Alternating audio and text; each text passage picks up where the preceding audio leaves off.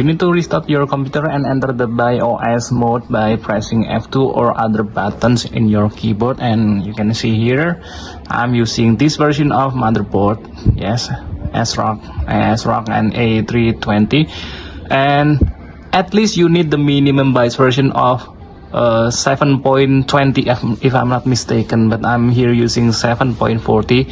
Then you need to go to boot mode and then go to this GSM and you need to disable it. Just double click it, and firstly you need to disable it manually, and then you go to this advanced, and then you go to PCI configuration, and firstly you need to activate or enable the above 4G decoding. You need to enable it before you can enable the RISIZEABLE support, and then you click there, enable, and then done. And you need to exit and save and changes your work and exit, and it will restart your Windows, and you will go to your normal mode, and you can see in your Adrenaline AMD driver software or in your GPU Z software that the resizable bar is activated.